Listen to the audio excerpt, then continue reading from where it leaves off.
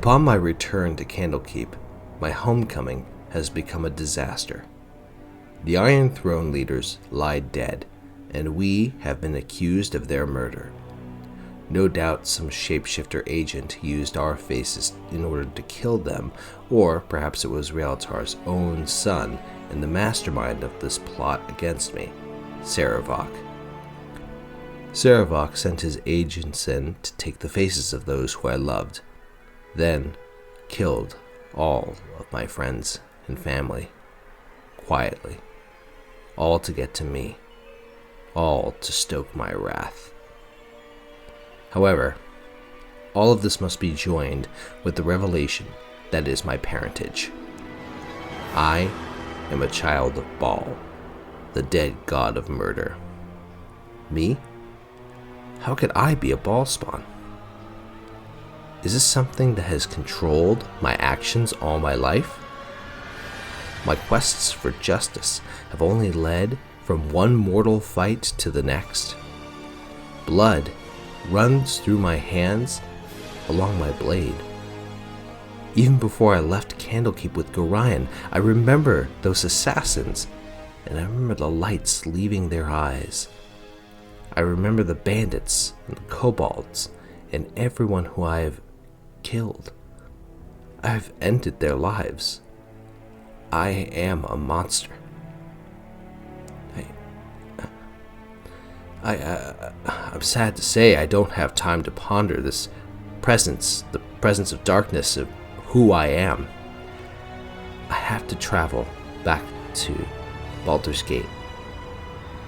I have to attend the matters there in order to confront Saravok and potentially stop whatever dastardly plans he has. Life continues to be quite the challenge. You have been accused of murdering the Iron Throne leaders, and the Flaming Fist will undoubtedly hound your every step because of it. Despite all of this, you must return to the city of Baldur's Gate, the very lair of your accusers. You must find and expose the one who is responsible for your predicament. You must find Saravok. We step out from the hiding location. Of course. And we make our way to the front of Candlekeep so we can escape down the road. Gorion would be proud of your actions. While Gorion might be proud of my actions, Khalid, I can't help but feel a sense of, I don't want to call it betrayal, but I just wish he had told me. We leave to travel north, but we recognize that traveling to many of the locations of civilization, such as the Friendly Armen or Beargos, may not be the wisest decision. We head to the fishing village to see if we can rest. Tonight you sleep hunted by all, and wake in a dream hunted by one. Tonight you are the monster everyone claims you are, the kobold scorned like a rodent. The ogre that children fear comes in the night. The mobs and their torches now come for you, counting you among the creatures you once did hunt, or so someone would have you believe. Once again you hear the voice, a voice that now makes no secret of its origins. It speaks of destiny and nature, and of evils bred in the bone. It says you will never be free of the mob, that they will hunt you for what you are. Murder and death run through your heart, and accepting that will supposedly give you power. The essence of Baal within you cannot be ignored. But you have not ignored it. You realize that from the first you have fought the very blood in your veins, fought dagger and claw for each victory, and ultimately you have triumphed. With righteous will, you have turned the dark forces within you to good purpose. Whatever the foundation of your being, you have remade yourself in your own image. Amidst threats it does not yet know are empty, the voice tries to play upon your doubts, but finds none. As you stare unwavering, the presence grows weaker and weaker. As it fades from your mind, one warning does stand out amidst the din. It speaks of others that will listen where you have not, others that will embrace what you have rejected, and others that will be your death.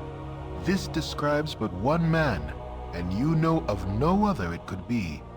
He who orchestrated your fall, deceived your comrades, and deserves all that your justice shall meet upon him. Saravak. He is a debt that must be paid to the whole of the Sword Coast. You awake sure of your cause, and of what must be done. I awake reassured of my purpose, reassured of what I must do as I approach Baldur's Gate. Need something, stranger? It seems a smuggler has come. So, hey there. Apparently there's a reason for the road being worn and traveled. He introduces himself as Tomlin, and he states that he is a smuggler of sorts that operates out of Baragost. We're fighting I don't bother hiding my intentions at this point because there's no point to it. He asks who we are. I tell him that we're adventurers fighting against the depravity of the Iron Throne. He states that he asks if we're the individuals who are stirring up trouble in the region. And he asks where we're headed to. I tell him we're headed to Baldur's Gate. He says, you'll never make it into Baldur's Gate without any help. You're wanted men, and as such, I can offer my services to help you get into the city. It'll cost you, but it'll definitely be worth it. I ask him, in what way could he help us? He says that he's a smuggler. He elicits goods from into the city, and that if we pay him 100 gold, he'll smuggle us into the big city. I say, 100 gold, we can certainly afford it. He says he'll do what he can. Follow him into town. He's going to take care of us.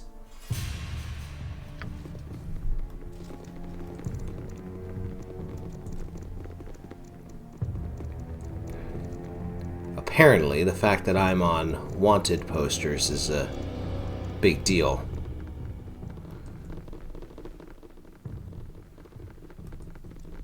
We cross the bridge, following Tomlin. He moves quickly, though.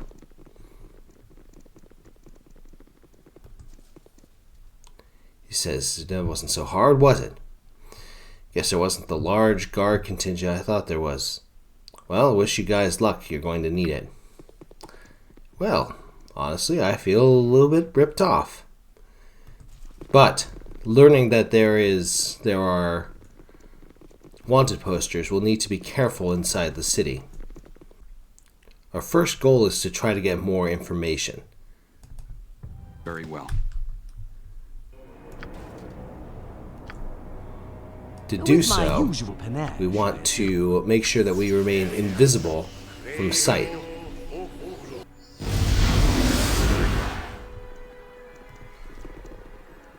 Good on you if you saved the day. We see Flamin' Fist enforcers, no doubt, will be interested in our presence. We'll need magical supplies, so we'll head to the Sorcerer's Sundries. I see a familiar form. A woman I have seen some time ago. Maybe she has information? Maybe she has hostility. After doing some shopping at the Sorcerer's Sundries, we step out and I take the opportunity to meet with this familiar figure. I must talk to you in private. These are troubled times. She states if she could be permitted to speak for a moment. She believes she has something that we would want to hear. Perhaps we could help each other.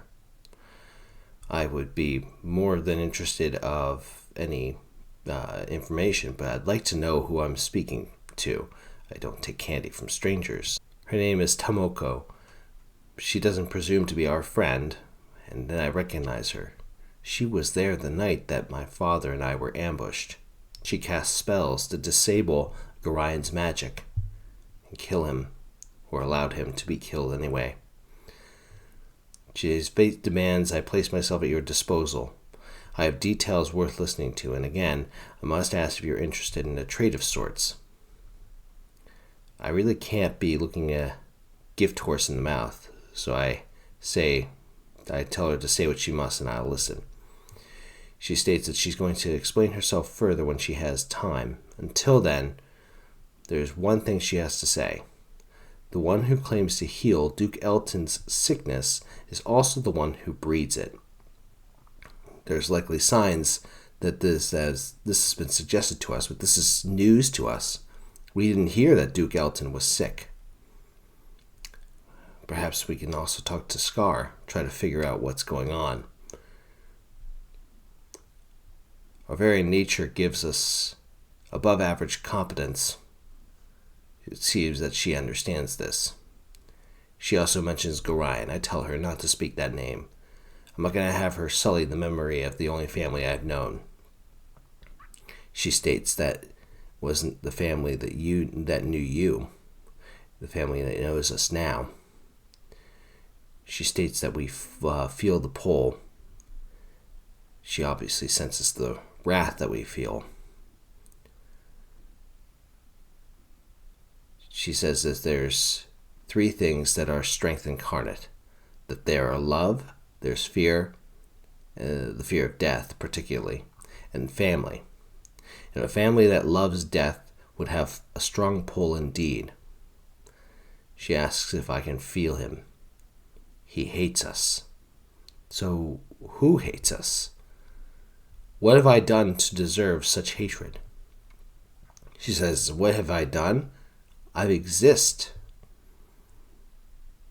It seems that just by existing, we are indeed being a danger. She tells us that we have to go to Duke Elton to protect him from his own healer. She's going to wait for us near the Flaming Fist headquarters. And after we speak again, she'll have something to say to us. Among the items I purchased from the Sorcerer's Sundries, I purchased invisibility potions.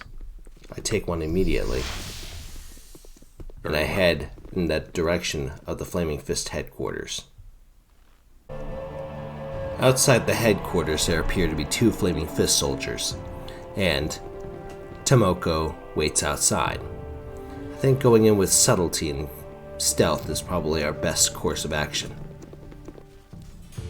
Especially considering that we're wanted for the murders that we didn't commit. We head upstairs. We're going to have to make our presence known. It shall be done. There's the healer. And Duke Elton is there. I take a risk. I speak to the soldier here to see if he knows anything. Every crime must be punished. He says, shh, don't make too much noise. My name is Kent and I want to talk to you. I ask, what does he want? He says, I remember the bunch of you when you worked for Scar and Eltan. Since we've been gone, things have gone downhill. Elton's taken ill. He's resting in the room beside us. His healer, Rashad, keeps on saying there's nothing he can do, but I know better. He's no healer from what I've seen. Anyhow, it won't matter. I've decided to desert the Flaming Fist before things get too hairy. I don't want to lose my life over whatever power struggle is going on in the city. I ask him why doesn't he think Rashad is a healer. He says he followed him one night all the way to the sewers. There he went to the undercellar. Why would a healer go be found in a whorehouse? I don't know what he's doing down there, but it wasn't good, whatever it was. I have to get going before my commander notices I'm deserting. Perhaps we'll meet again. Interesting. He mentions a place called the undercellar. Maybe that was a place where Rashad was supposed to go? I think it's high time that I confront Rashad. It shall be done. He says, who are you? What are you doing here? I say, I'm here to protect the Duke. He says, stupid primates. It was the last mistake to come here. He calls for the guards, and he says, let's see how your vaunted skills perform against one who was born an assassin.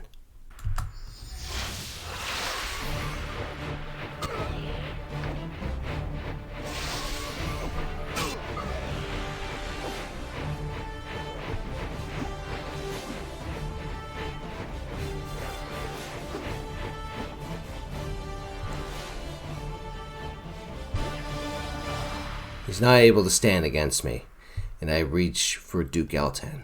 Oh, I'm so tired. He states we're in his debt. The creature had left him helpless. Perhaps, if he hadn't been incapacitated, he might have prevented Scar's death. Scar's death? Scar's dead? He states that Angelo will soon hear of his recovery. I don't know who Angelo is. He says it's important that we take him away from here. He's sure that Angelo won't want him coherent or among the living. That's certainly true. He asks us to take him to the Harbor Master's building. The Harbor Master is a good friend of his, and he can rest there until he's fully recovered. He also states that he has a letter, that he would manage to filch it off of Rashad when he was caring for him. From what he's read, it seems that Sarevok has dire plans for the city, and that he fears for the lives of his fellow dukes, Leah and Belt. If they were to die, Sarevok would take over the city. We have to find Slythe and Kristen. We have to stop them. We have to hurry. Among the letters, we read from Kiska, probably the assassin who we just dispatched. I must commend you for a job well done. Without your careful administrations, Eltan would have remained a potent foe. I must now ask another favor. Some of your brethren are gathering at a sewer entrance to the palace.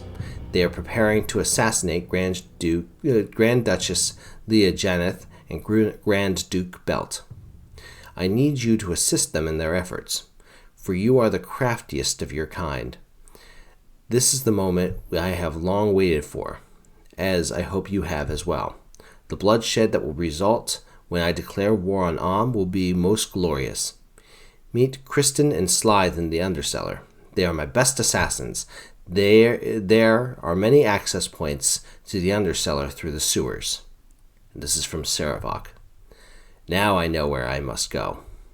Stealthily, I leave the Flaming Fist headquarters. Yes? And I take this opportunity to speak to Tamoko. Shh. I must talk to you in private. These are troubled times. She says, I see you have sought me out, as I thought you would. She says, I have things that must be said, and things that are important for us both. But I have one condition to my discourse. You must agree before I speak. A promise I seek, I will accept no less.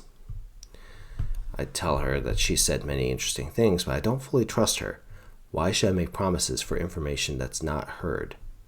She says, my promise won't harm you, and ignoring them can. Indeed, new information can only benefit. I will gain if I didn't know before. And if I knew it before, it needed to be confirmed. The choice I posed is the only option. Are you in agreement or not? I don't like bearing a promise that I don't fully understand. I try to be a man of my words. I tell Tamoko that I'll honor the promise as best as I can. She says, thank you. Here is my request, though it might seem quite odd. I charge you to defeat Sarevok, the man behind all your woes. You must stop his plans and stop his scheme in its tracks. You must strip him of the belief that he can succeed in his path, in the path he follows.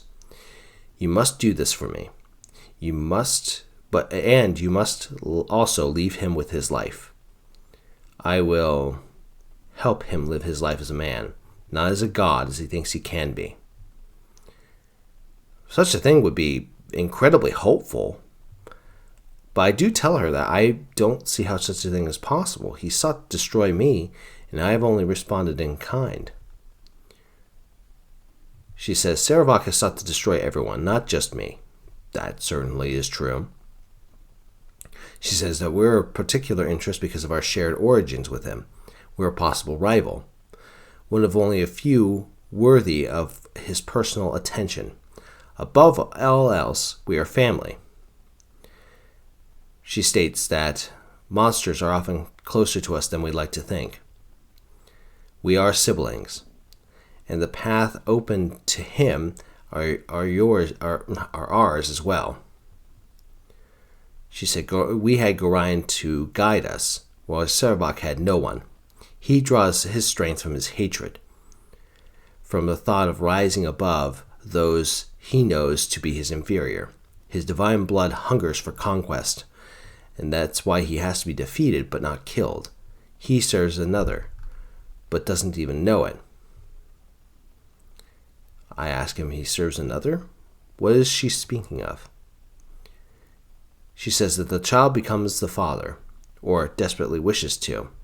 She states that with the Alondo's prophecy, that the Lord of Murder is going to perish, and the spawn from that mortal progeny, one of them will become the new Lord of Murder. She states that even all of Baal's children feel the hunger, including us, the hunger for murder, the hunger for power.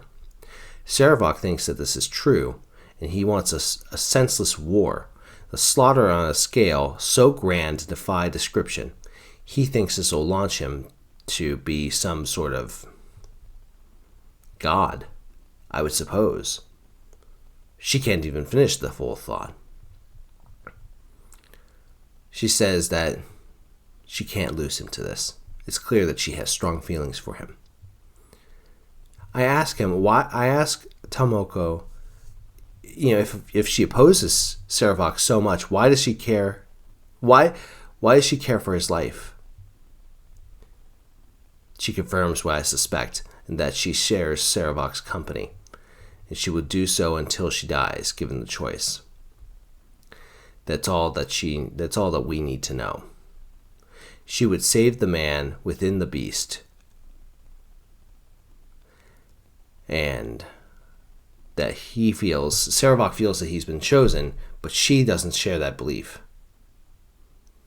She says that she wants to keep him more grounded firmly on what his actual being is, as being a man.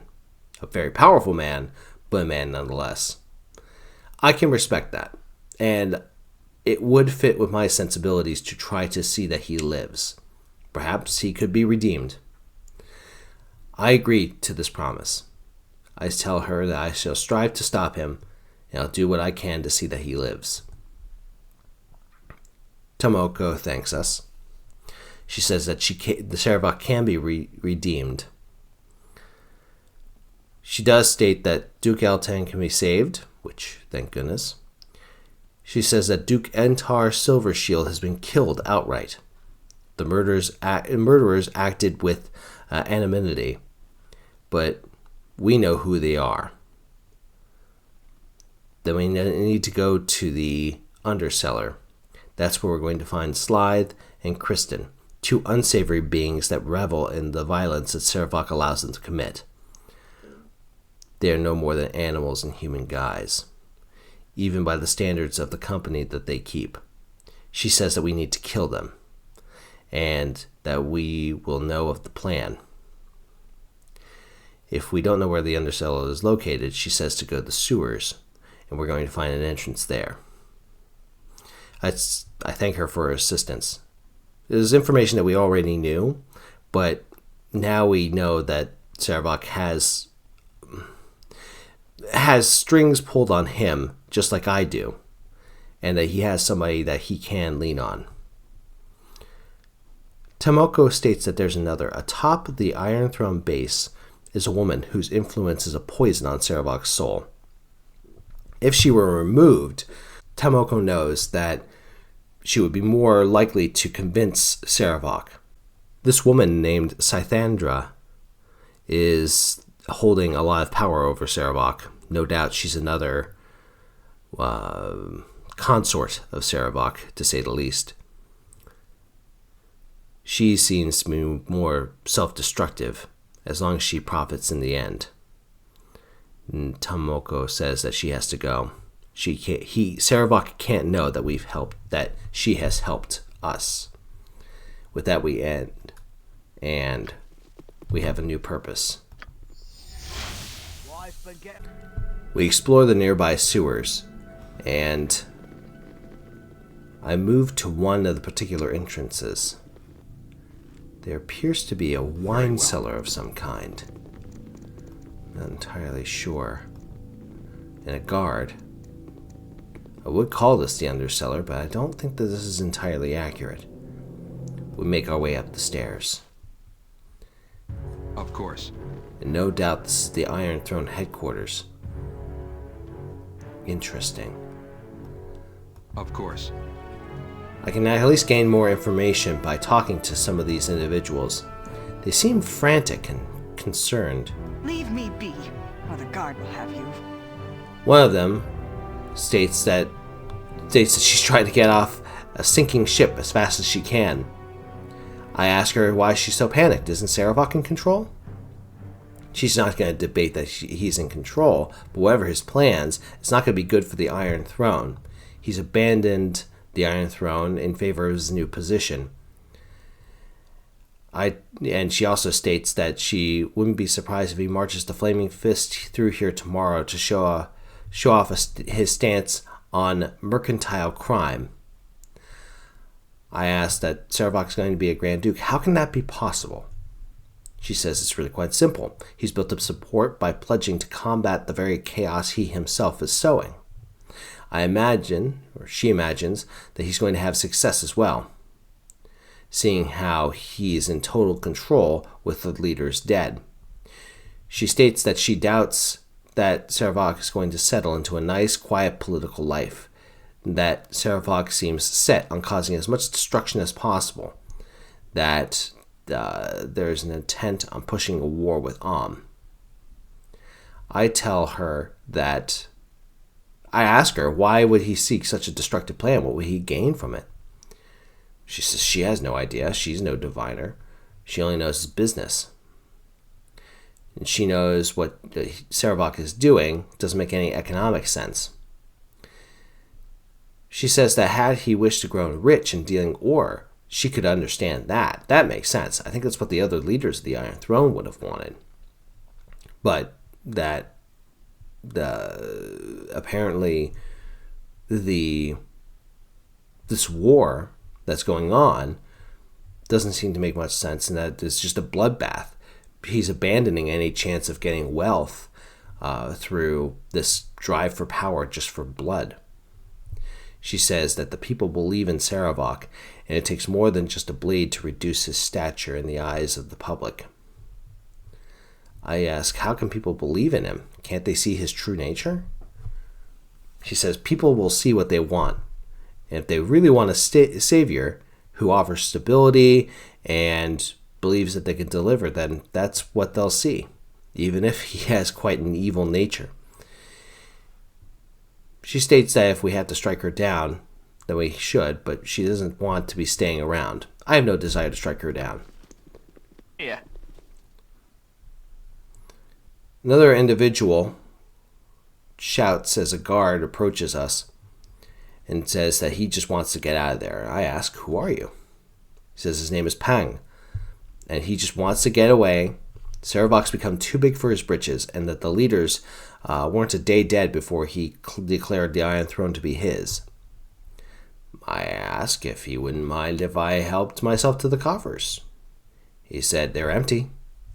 Sarevok's been making decisions from the sidelines for some time, and it's cost the Iron Throne plenty.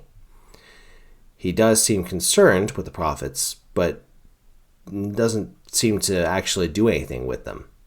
That the iron shortage was some sort of pet project that he used in order to inflame tensions between the city of Baldur's Gate and and that he wants to come in as being some great hero. Pang says, enjoy our looting, that he's leaving for good. The guard says that we're not welcome here. At this point, I don't have time for subtlety. Army. We're approached by a man named Gregor. He asks if we have business here. Of course, it doesn't matter much, since everything is in shambles. I ask him if I was expecting more resistance to my breaking in. What's going on? says that there's very little going on, everything's falling apart, and one person is to blame. I ask, who does he think that is? He says, Sarevok is a foul spawn, surely for everything he's done. He craves power for the Iron Throne. He throws away gold like it was copper, and uses our best laid plans to inflame governments instead of bargaining for wealth. He's in line to become a Grand Duke, and he wants to fight his own chaos. But he doubts his coronation will stop for his lust for carnage. He asks us who we are. Well, if he wants to be angry and hateful towards Sarevok, I might as well play into that, even though I don't intend to kill him. I say I will kill Sarevok for what he's done. He says he's going to let us pass. The more blades that chase Sarevok this night, the better. That he must go. Well, a little white lie doesn't hurt. That way I can get past and Gregor can hopefully quietly get his justice. What do you need? Along the way, we run into another individual. He says that he recognizes us from the descriptions.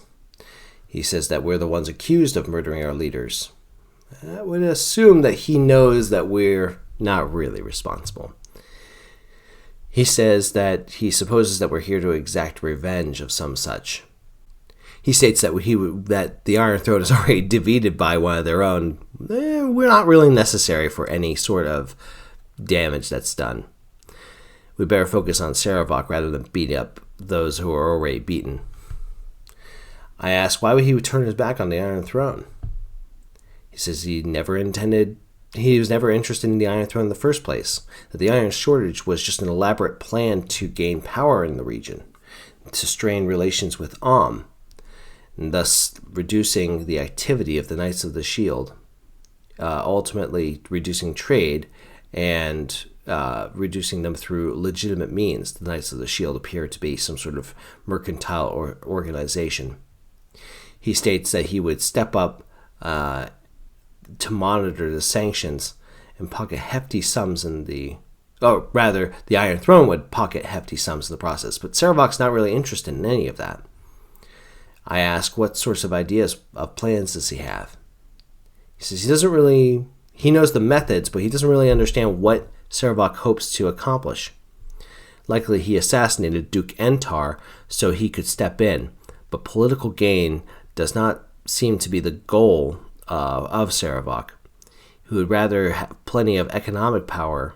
He would have had economic power if he stayed the head of the Iron Throne, but that money wasn't the big concern. It's just political power. This individual states that if there's no position to profit from any of this, then there's no point in staying around. He wants to get out before he's handed over to the guard. It's not necessarily the most brave decision, but it's also not necessarily unwise. Touch me not! You are Of course. unclean. We're approached by another individual. She says, stand our ground for a moment. I've been sent from Sembia to determine why this branch of the Iron Throne has foundered. She says that she's found no one who will stand for more than just a second. What in the blazes is going on? I ask, why not ask Sarevok? He seems to be the one in control now. She says, the upstart? Sarevok? The regional leaders are dead and Sarevok has assumed control of their roles? That's arrogant. Yes. Have you met the man? Apparently he's incredibly arrogant. I realize I actually haven't met Sarevok. Actually, technically I have. I met Kovaris under a disguise. She asks who we are and what our rank is. I might as well be honest with her. I'm the person accused of killing the Iron Throne leaders. She says, from what we've heard, Sarevok has done far more of an active role in killing than in the outsider. She asks us what we're intending to do, destroy us and restore her name. She says that we have a mutual enemy of sorts. She states that she thinks her superiors would not be ungrateful if we would remove Sarevok from this organization, that they would call this outpost of the Iron Throne a complete loss, but with Sarevok gone, it could be built anew. I don't think people would necessarily trust the Iron Throne. She says that people will trust who they wish to trust, whatever their reason. She says that she could imagine that this is why Sarevok flourished, that he was able to play on people's fears. If he wasn't so destructive, he could have been a great asset. He could have earned a lot of money, or maybe even done some good. She says that she has to report all of this, and that she's going to wash her hands of the whole problem. And then she leaves. No time to chit-chat. We're stopped by a merchant on the next level who recognizes us immediately as Andreas. Well, that's good. I'm glad that they recognize us. She said that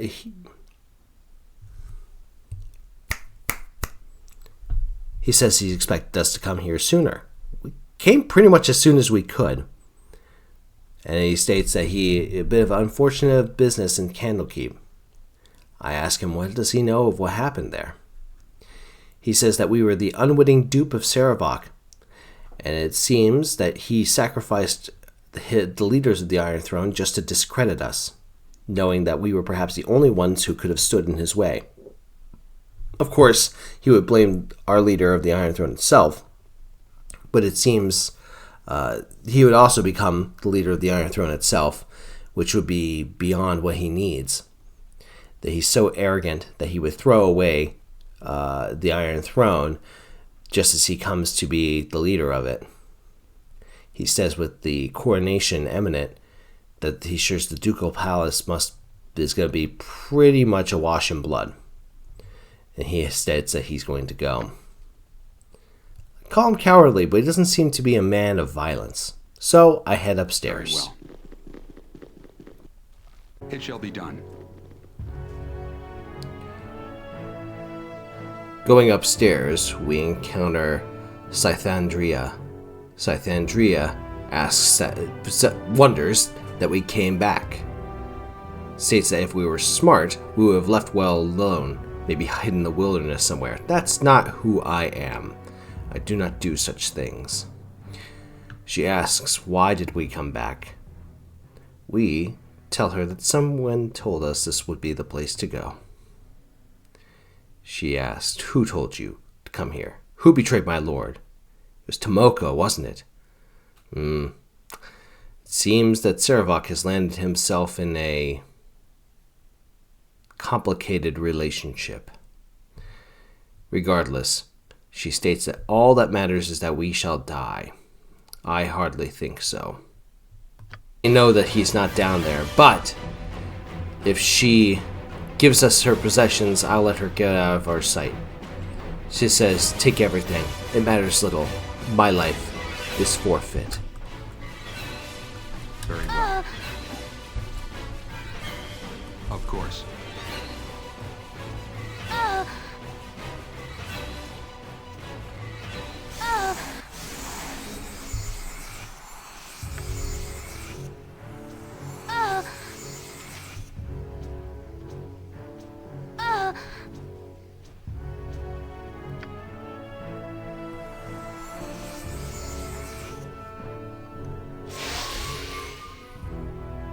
Very well.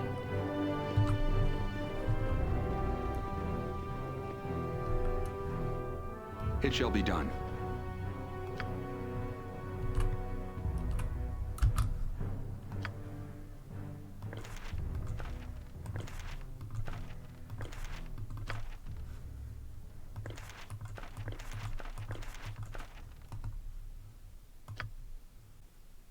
In the possessions, there are 2 letters. The first reads that, Sarevok, I've received your letter and I am quite overjoyed at your proposition. I've told my wife and she's as excited as I am. I accept your mission, and I think your payment is very adequate. This shall be the greatest feat yet, to kill 3 Grand Dukes of Baldur's Gate.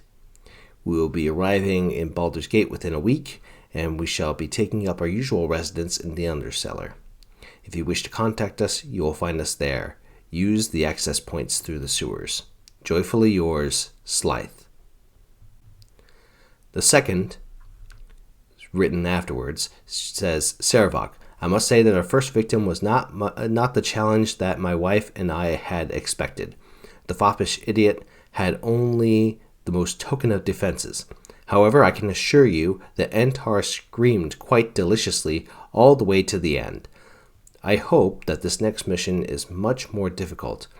From what you've told me, it would seem to be assassinating 2 Grand Dukes in their own palace, while they harangue the high nobles of Baldur's Gate, no less. I can't wait. You still know where to find us. You should come down and enjoy the pleasures of the Undercellar yourself. But if I know you, that'll never happen. Your obedient servant, Slythe. Finally, we have the personal diary of Sarevok. This goes back years, it seems.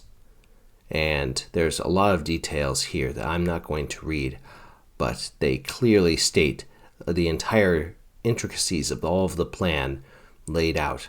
Everything from Sarevok's planned rise, to the plans with the Iron Throne, to the meetings with an individual named Winsky, to his dealings with me, all the way to his dreams of inheriting his power. Apparently, he even reported that on my earliest expeditions, it seems that he's been following my career quite intensively. I just don't understand why, other than the fact that I'm his brother. Does he hope to eliminate me as a personal rival? Does he hope to inherit whatever powers I have? I don't quite know. Nevertheless, I can hand this over for evidence to show that these have been Sarevok's plans from the start. We return downstairs and head to the basement. Apparently there was a guard that we forgot to deal with. Perhaps Khalid will tell him that we're just looking around? Well, apparently he wasn't convinced.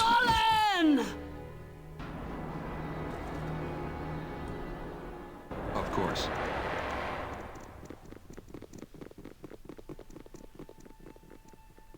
We return through the sewers and plan to make our way to the Undercellar. After a short search, we managed to find a place that fits the description of the Undercellar.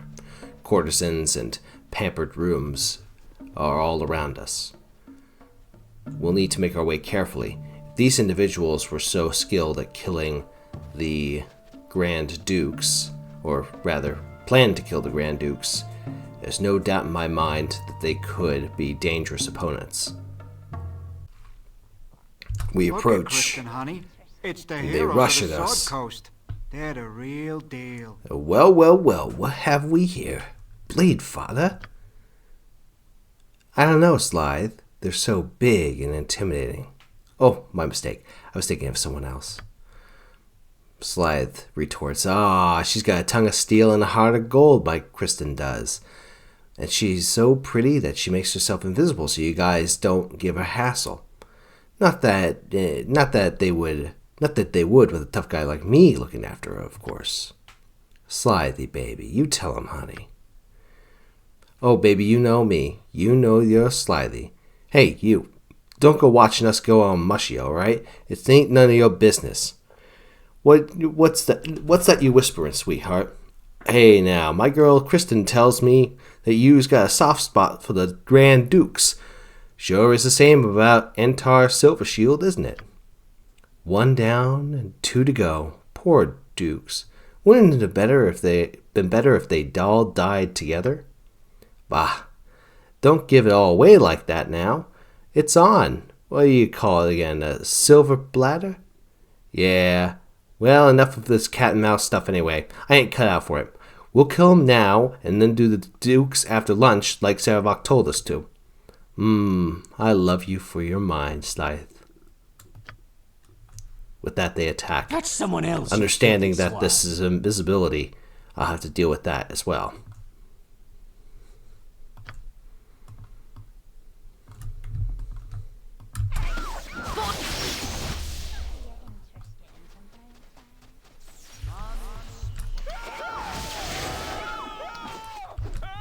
course.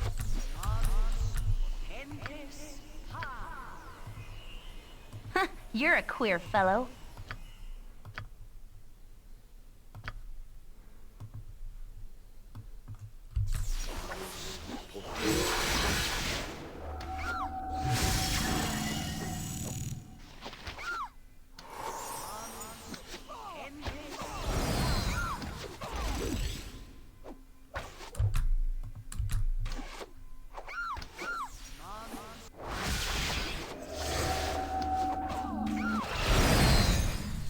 With that, she goes down. Both of the assassins. She had a lot of magical protections up, but no doubt Of course. she won't be using them again. One of the letters on Slithe reads from Saravok, "The time to strike is now. When the party commences on the night of my coronation, you'll come up with my doppelganger assassins at the sewer entrance to the palace. You are to insinuate yourself into the crowd in the ballroom. When I have finished my speech, you will then strike. If you are not there, my doppelgangers will proceed without you, and your payment will be forfeit. Make sure to keep a leash on that little bitch of a wife. An invitation to the party should be included with this note. Saravok."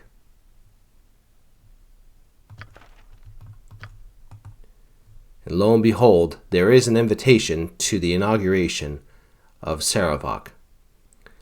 Please present this invitation to the guard at the palace, at the gate, and you will be allowed entrance.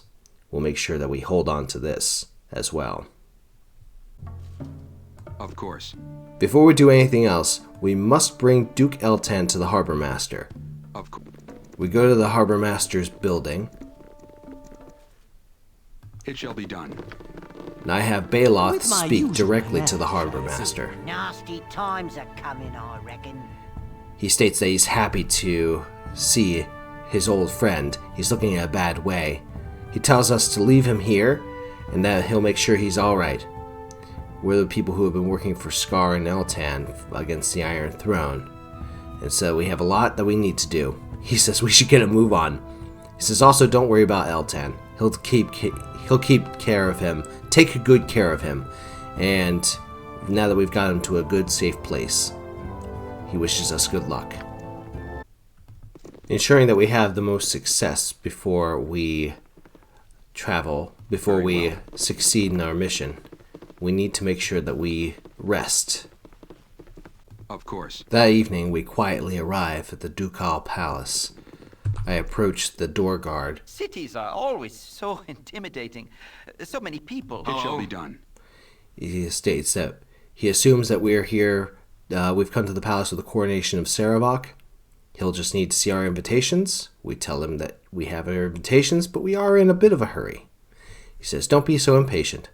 He'll take a look at the invitations, and yes, they look authentic. We can enter.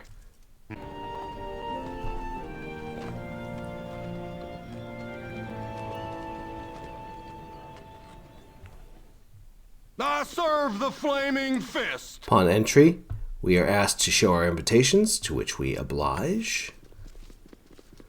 And we move in. It shall be done.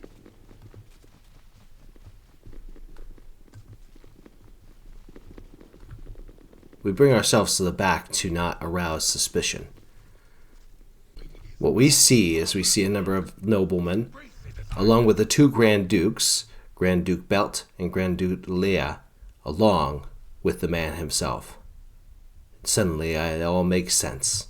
He was the armored figure. He was the one behind the murder of Gorion. I immediately know what I must do, and I approach. Belt states, now that all of our guests have arrived, we can begin with the ceremony that you all have been awaiting. As all of you know, this is a special occasion for the city of Baldur's Gate. It is time for a new person to join the ranks of the Grand Dukes. I do not wish to downplay the tragedy that we suffered with the loss of Entar Silvershield, but this is not the time for us to show grief. The votes have been tallied from those submitted by the landowners. The result was nearly unanimous. What of Duke Elton? Has his condition improved at all? If he dies, who will replace him? What about the rumors of Arm mobilizing for war? Why aren't we preparing for war? With our iron shortage, how are we to defend ourselves? Who will give us the iron we need? What of the Zentarum? I've heard that they may be somehow involved. I believe that Elton was poisoned by members of the Shadow Thieves. They're obviously trying to kill our leaders. All of your questions will be answered in due time. You need not worry. Entar was killed by Shadow Thieves, agents of Arm. If it isn't obvious to the rest of you, it's obvious to me. Arm wants a war. The evidence we have about Entar's murder does resemble the work of the Shadow Thieves, but... Resembles? That's ridiculous! The signature left behind on the body was the mark of the Shadow Thieves. Are you blind and stupid, woman? If I may continue, the signature left behind was very blatant and could have been put there to mislead all of us. Who would want to mislead us? Perhaps I could interject something before this meeting degenerates into meaningless bickering. We are here to welcome a new Grand Duke, so perhaps we should get on with it. Introducing the new Grand Duke, Saravog Onkev. Saravog speaks.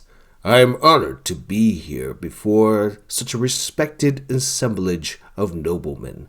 I accept my new position with full awareness of my new responsibilities, and I will have many of them.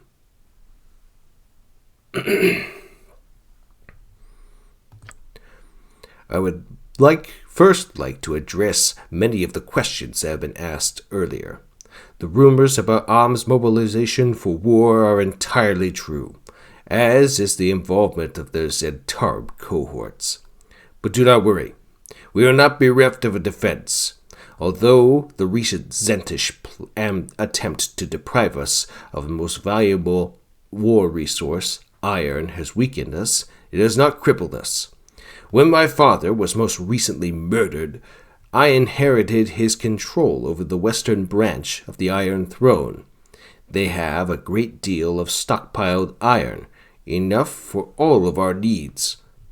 I will give this to the city to do with as you will. Unfortunately, our greatest military commander lies on his deathbed, a grievous blow to the city. To ensure that the Flaming Fist is well led, I will be assuming control of the mercenary regiment with permission from its current steward, Angelo. Wait one moment. That is not in your power to decide. Shut up! Let Saravog speak. Instead of waiting for the war to come to us, we shall take it to them. With the Flaming Fist, we should be able to easily take the town of Nashkel, then quickly fortify the mountain pass through the Cloud Peaks. What? Who dares to interrupt? Just then, a pack of doppelgangers appears. For the fallen! For the fallen! Here I need healing, lest I not survive. It was a nasty blow. Leah is no slouch when it comes to magical power. She nearly killed Jahira. Nearly killed Khalid. Belt states that it was lucky that we intervened on our behalf. He asks if there's anything we could do. We state that we have Saravok's diary, that he needs to take a look through it. Saravok was the one who tried to kill him and Leah, and they nearly killed Eltan, and they had Entar killed. Belt states I'll take a look, but if we're wrong, the punishment for false accusations is quite severe. Saravok states, Angelo, these people are the ones wanted for the multiple counts of murder. Kill them. Belt states, these men are not to be touched until I have finished reading these documents. Saravok states, you don't need to read that document, but since I know you're too stupid to take my advice, I'll take your head. With that, Saravok attacks.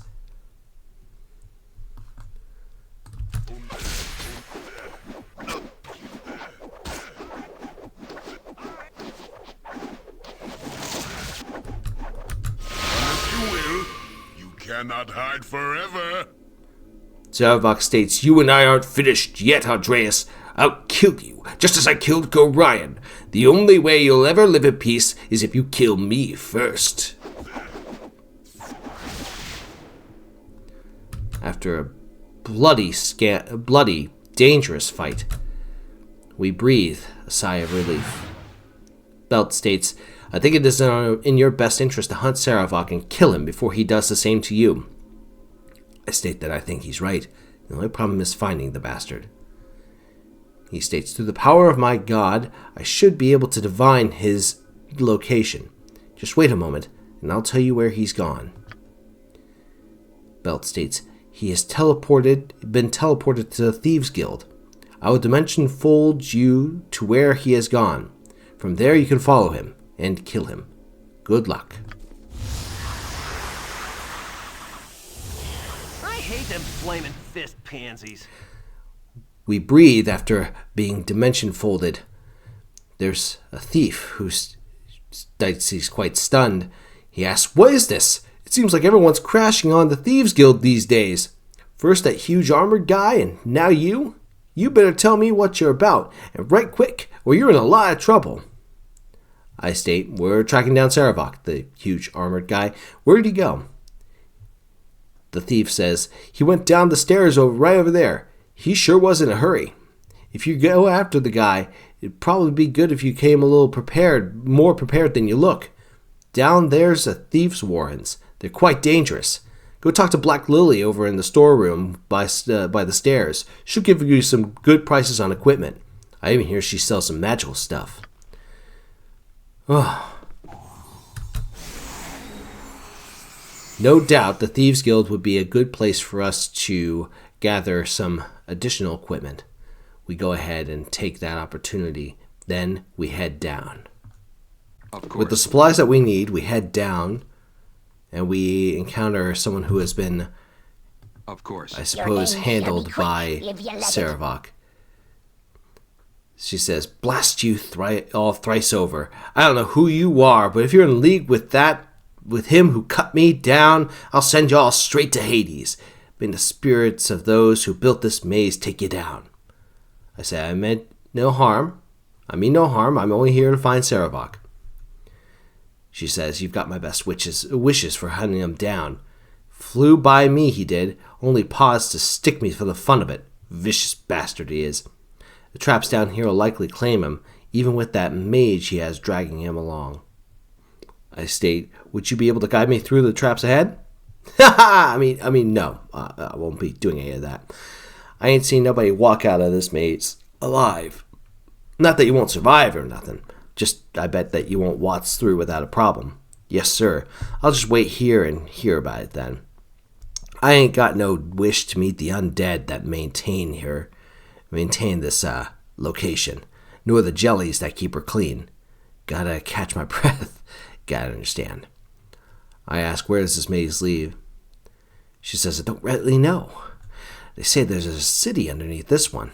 Some archaeologist, smart-ass sage, might be able to tell you more about it. It's not a proper city down there, I understand. Just the remains. Not surprising, really. The site of Baldur's Gate is built on so appealing.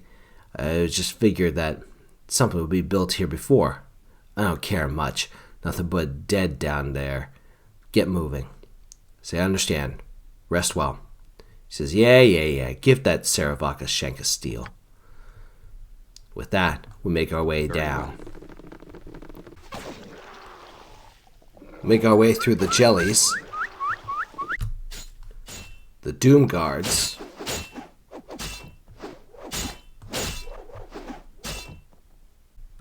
the traps, and more traps, to make our way to the end, to which we see an old man, battered and beaten.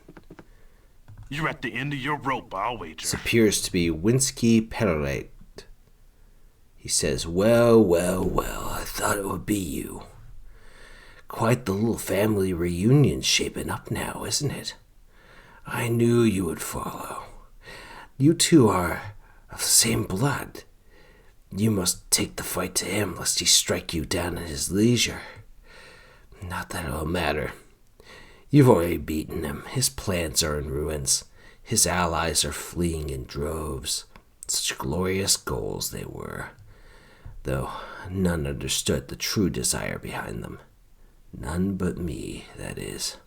Fortunately, I am now expendable. At least, I expected no less. I ask him, what's your role in this? Why would you help him if you knew you'd be cast aside? He says, what was my role?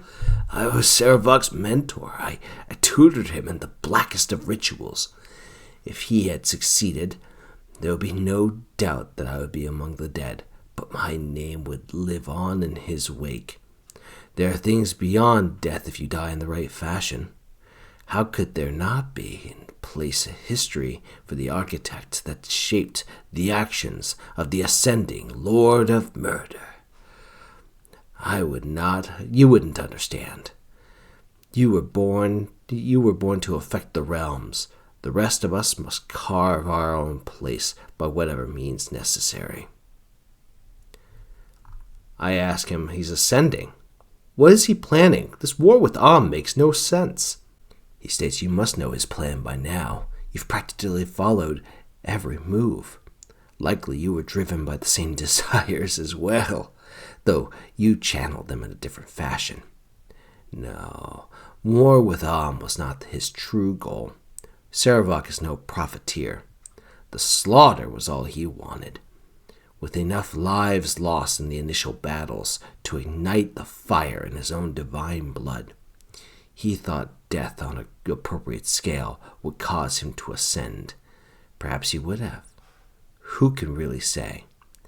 If you have the arrogance of a god and can kill like a god, who's to say that you are not a god?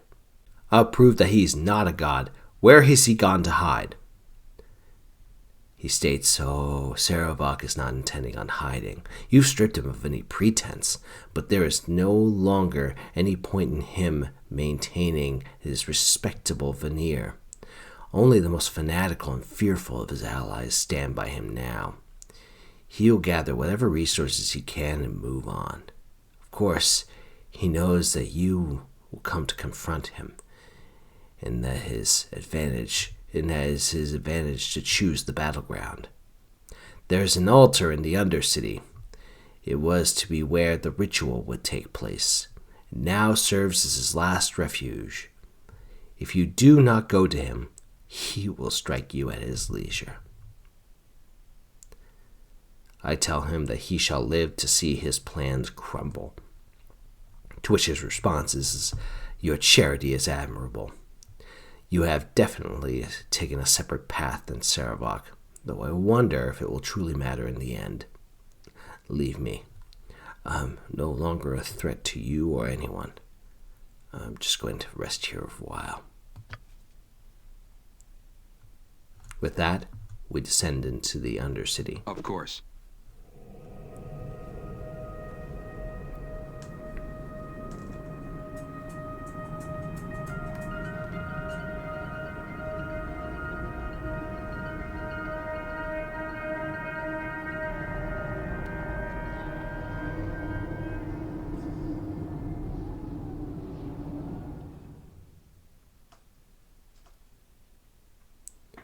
Jahira states, it's finally come to the final hurdle. We've achieved much together, and you have led us with competence, unexpected at your young age. We trust in you, Andreas, and know that you will not falter now. Khalid states, Gorion would be proud of you for going this far, and what comes next will put us all in mortal danger. Not all of us might return, but we will follow you, hoping for the best. The Undercity? Well, it's close enough to home, I suppose. Always thinking of himself, eh, Baloth? True enough, we arrive in the Undercity, and we're stopped by a man named Ravin. It is a rather strange place to meet living members of the Sunlit Realms. I'm curious to why you're here. Could I rightly assume that you have something in common with a man named Sarevok Ankev? We have no point in any subterfuge at this point. We tell him that we have nothing to do with Sarevok. He's a vile man, deserving only death. He states you have a strong hatred for him, then. That doesn't mean he doesn't seem to be skilled at making friends. I'm Ravin, in the employ of the Iron Throne. My companions and I have traveled from Sembia to learn what's been happening with our operations in Baldur's Gate. It seems that Sarevok has been quite busy, murdering Raeltar and any other who got in his way. What's he done to you is anyone's guess. Wait a moment, I do recognize you. You're Andreas. Ah, you've come here to end your little crusade against the Iron Throne. Well, it's simple enough to dispatch you before we deal with Sarevok. My superiors will be quite happy to learn of your demise. God's friend.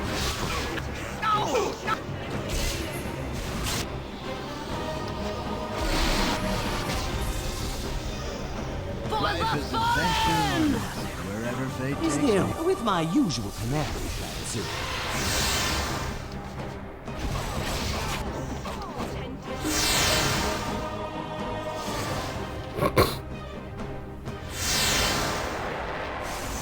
This way.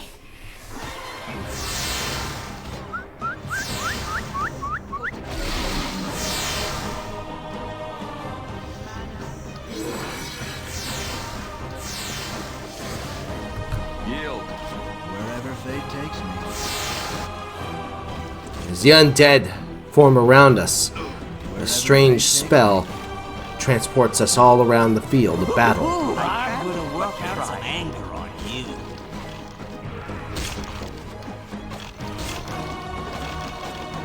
All right, but not because you told me to. It shall be With that, the last vestiges of the Iron Throne are dealt with. Good riddance. We approach the temple, I must talk large to you in structure. private. These are troubled times. We are approached by Tomoko. Of course. I fear what she is here for. She states, I fear this time I have not come to speak. I must take up arms against you. You have done what you must, I suppose. Sarevok knows my treachery. He has forsaken me, left me to die in your path. I must fight to regain his trust, his attention. And so I stand before you, knowing that if I defeat you, he will continue his plans elsewhere. And I shall lose him. If you defeat me, you shall have to go on to kill him. He will not yield to either of us. I have no choice. Horan whistles quietly and whispers, "What a woman! Your brother must do something out of the ordinary to inspire such feelings." I simply tell her, "I can't harm you. You're not my enemy." Tomoko states, "You must. I stand before you. I block your path. I am an obstacle that holds you back. You will free. You will fight. You will fight me." I state that if you would throw your life away, then you're already dead. That's your choice. You don't need me. She says, You are not so alike after all. He would have not hesitated for an instant. Perhaps it is more than his blood that makes him the way he is. I've been a fool. Your path is clear, and I wish you well. One last word of passing. Beware the blindness of those who would follow, and the damnable lure of those who would lead. A fool I was, and others are still. Ready yourself for the fire to come. With that, she leaves, and we approach the temple. Very well.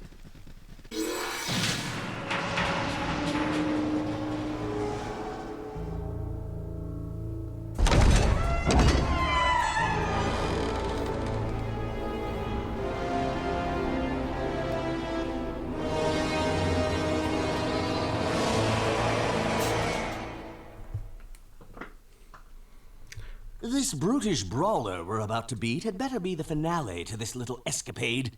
We need to focus on getting me home already. Be quiet, Baloth. It shall be done.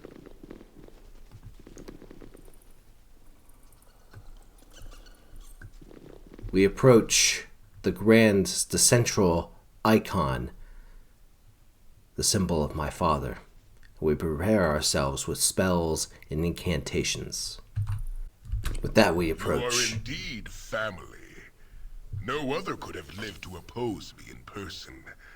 Of course, it will not matter in the end. Ultimately, I will prevail, and a new era will be born unto the realms. I tell him, "You are mad. What do you hope to gain by resurrecting a dead god?" The streets will run red with blood when my work is finished. Father Baal is dead, but the slaughter I will orchestrate will prove me his most worthy successor. I shall raise his power from the ashes. I tell him, "Successor? Deities are not known for sharing their power willingly." Face me! Face the new Lord of Murder! Fool! I do not wish to restore his power, simply to raise it. With the divine blood that flows through these veins, I shall assume control over that which he so foolishly lost. I shall become Baal. That is the only acceptable outcome. All that is left is for us to end this in a manner befitting of our heritage. Angelo, Tezok, reveal yourselves. Let us finish this now. Of course. I'm gone. With that, the fight begins. It shall be done.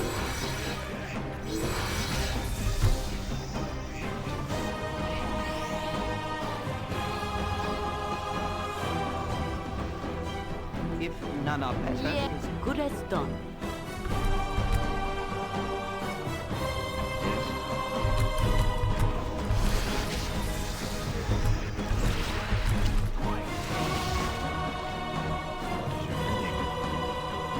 You've a task?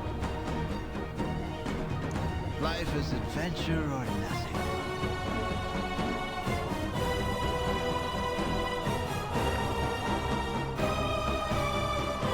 I'm gone. Oh, my foolish brother, you have no power to harm me. Do you think I choose to confront you in this place in some sort of theater?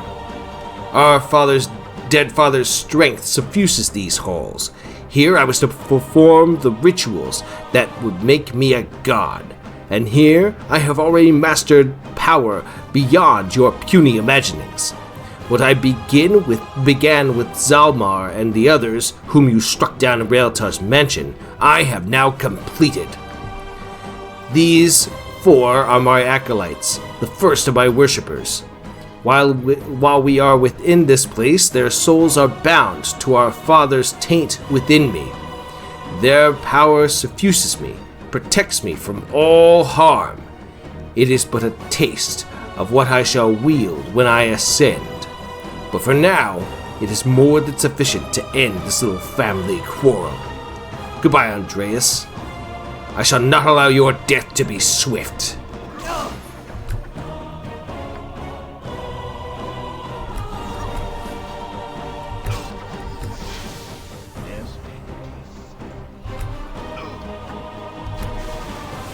With Tezok's death, he suddenly becomes skeleton, leaping out of his body. Sarabok says, "A predictable ploy, brother, and impressive as well, but ultimately futile. I have 3 others, and before long I shall have legions. But until then, one must not be wasteful. Come, my acolyte, your body will serve me yet." Another one falls, and does another.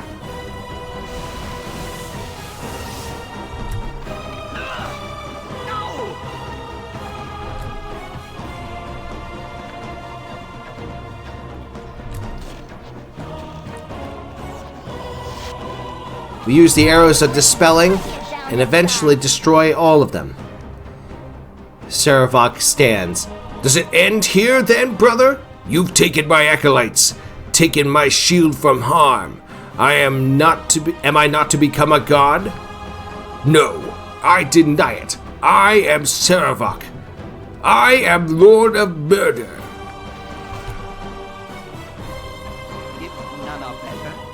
We move. I have everyone else move back. If none are better. Very well.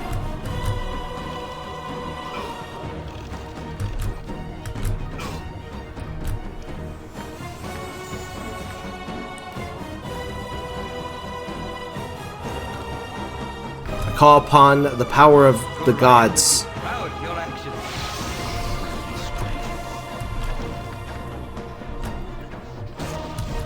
I lay low the skeleton beside me, and I bring Saravok to the center, where he may face his doom. I'll do my best. This must be done by me and me alone.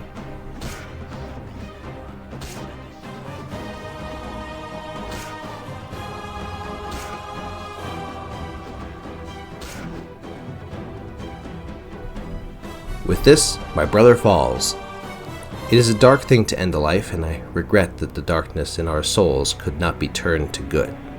But it is as it shall be. The gods granted us a victory today.